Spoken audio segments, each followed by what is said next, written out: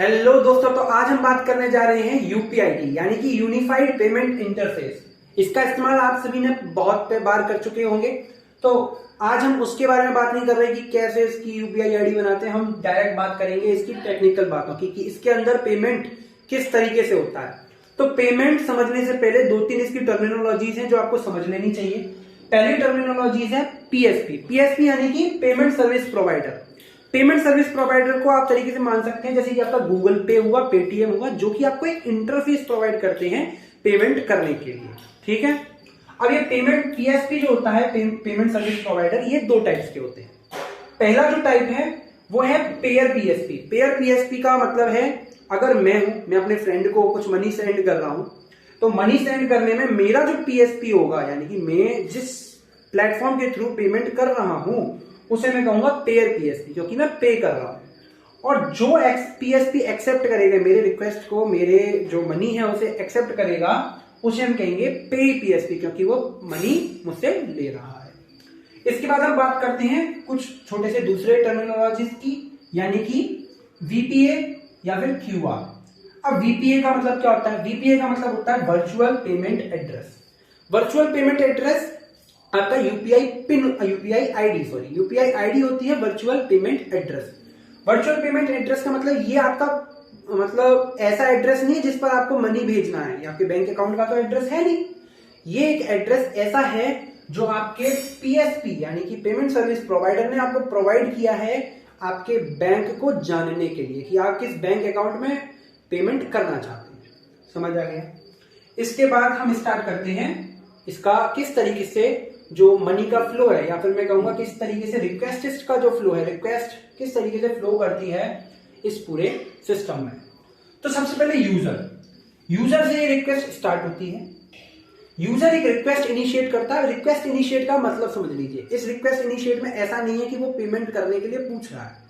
उसने अपना अमाउंट, कितना अमाउंट भेजना है, क्या उसका यूपीआई पिन है, उसने इस रिक्वेस्ट के अंदर सभी कुछ दे दिया है। अब ये जैसे आप यूपीआई पिन डालते हैं तो थोड़ा सा सर्कल बफरिंग सी होती है 1-2 सेकंड्स के लिए, तो उसके बीच में क्या हो रहा होता है सिस्टम के अंदर, आज हम वो बात कर रहे हैं।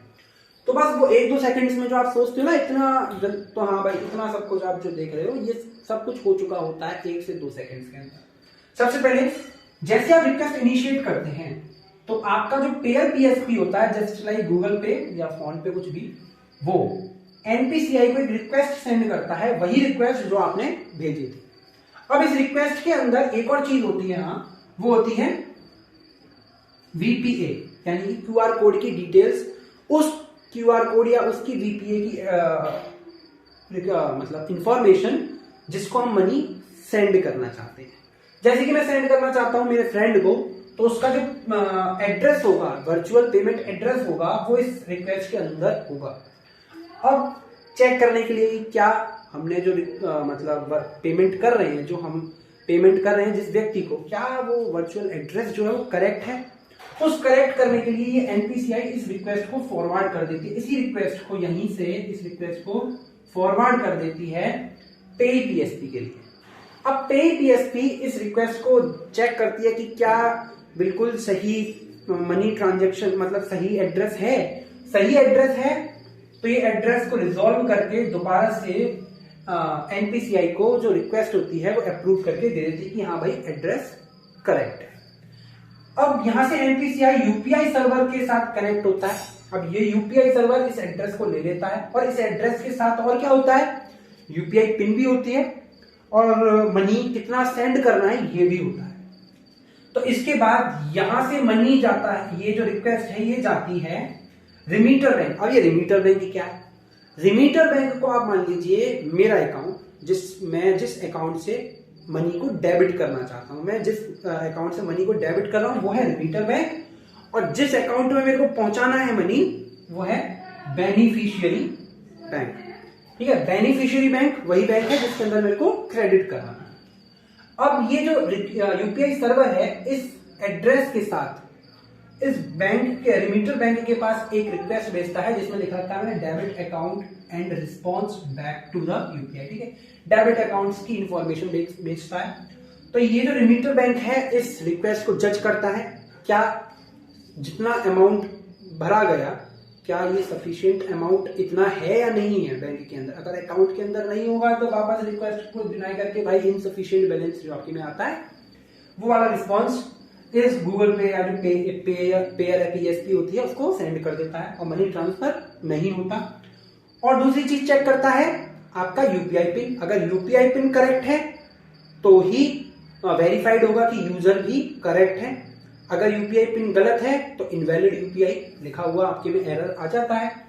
अगर ये दोनों चीजें करेक्ट हो जाती हैं तो ये जो रिमीटर बैंक होता है यहां से एक रिस्पॉन्स बैक टू यूपीआई, यहां से यूपीआई के पास एक रिस्पॉन्स सेंड करता है कि हाँ भाई ये करेक्ट है या फिर इनकरेक्ट है इंफॉर्मेशन। ओके, अगर करेक्ट है तो अगर करेक्ट होती है तो ये जो फ्लो होता है वो जाता है बेनिफिशियरी बैंक के पास, और अगर इनकरेक्ट होता है तो वापस आ जाता है, इसका कोई काम ही नहीं होता।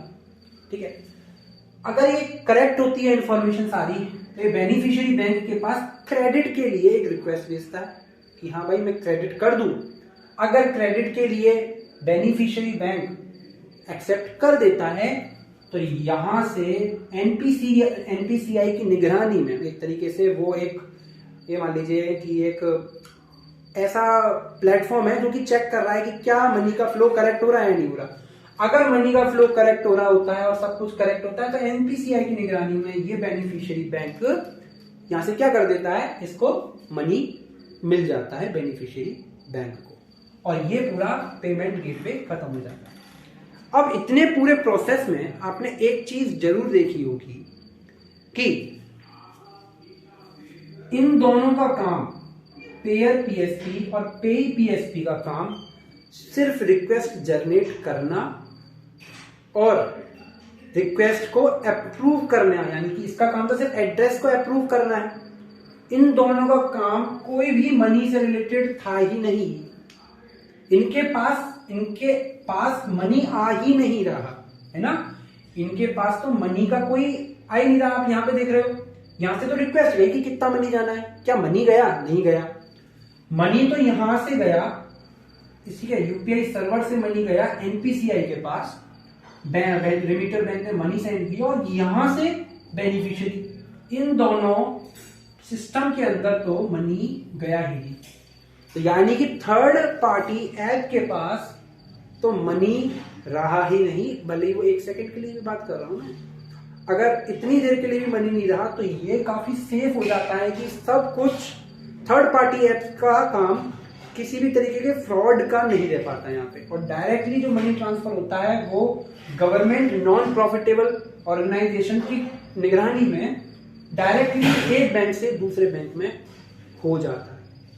और यही सिक्योरिटी बेनिफिट्स हैं यूपीआई के, कि यूपीआई काफी इजीली बिना किसी थर्ड पार्टी ऐप के अंडर में आए हुए किसी मनी को, ठीक है, और वो ट्रांसफर कर देता है मनी को। तो ये इसके बहुत अच्छे क्या कहते हैं बेनिफिट्स हैं, सिक्योरिटी बेनिफिट्स। लेकिन इसके एक बहुत ज्यादा एक गलत मतलब इसके कॉन्स भी हैं कि पहली चीज यूपीआई जो पिन होती है वो हमेशा एक ही रहती है, तो इसीलिए काफी ज्यादा चांसेस होते हैं कि वो आप अगर किसी को बता दें एक ही पिन है, बार बार तो चेंज नहीं होती। जैसे कि ओटीपी होता है इंटरनेट बैंकिंग में, अगर हम देखते हैं तो ओटीपी आता है, ओटीपी में क्या होता है, हर बार ओटीपी नया आता है, लेकिन यहाँ पर हर बार यूपीआई पिन सेम होती है।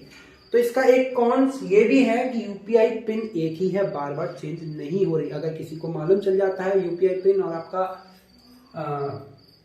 पेमेंट गेटवे तक वो पहुंच जाता है PSP तक, तो वो आपके पेमेंट को जनरेट कर सकता है। ठीक है,